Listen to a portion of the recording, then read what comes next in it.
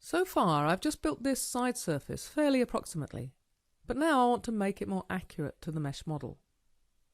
So I've created a layer for the side surface, so I can turn the roof surfaces off. But I'm starting to create quite a few layers now, and if I want to tidy up the object lister, I can use my middle mouse button to drag and drop a layer if I want to move it. And another thing I can do is change the layer color. So I could have all my surface layers in green, for example, and my main curves layers in blue, and my trimming curves in brown. And you can see that the surface takes on the layer color. So if I put my mesh model back into pickable mode, I can shade it up, and I'll just use a random color. And then I can turn on the CVs for my side surface and start to sculpt it. And I'm going to try to work with hulls rather than move individual CVs so that I keep the discipline in the surface.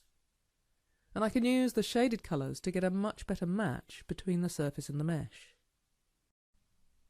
And then finally I can just pick individual CVs to fine-tune it. Now this is still quite approximate, so I have another tool I can use over here on the control panel called the cross-section editor.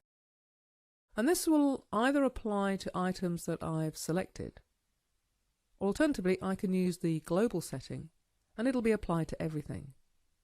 And it'll cut sections in any of the X, Y or Z directions. So I'm going to choose X, so it goes down the length of the car. And I can see the sections better if I toggle off the model. And you can see that they're displayed in the layer colours. So it's easy to compare different components. And they'll update as I work on the surface. So if I bring my model back on, I can then pick a hull and keep modelling, whilst looking at the cross-sections. Now the screen is looking quite cluttered, so I can double-click on the section I'm using and change the step size from being every 100mm to, say, every 250mm, and so I get fewer sections. And the other thing I can do is adjust some of the transparencies, and this lets me focus on the cross-sections.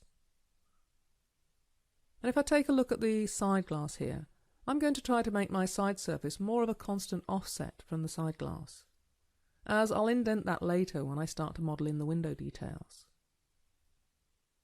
So if I take a look at the lower half of the model, that's looking pretty much okay. So to remove the sections, I need to say clear, and I can then put the mesh back into inactive mode and shade up the surface and see what I've got. And then I may want to adjust the transparencies back again so that I can see the model more easily. Now cross-sections tend to be used a lot for technical surfacing, and if you'd like some more information on that, then take a look at the 2011 update movie in the resources section.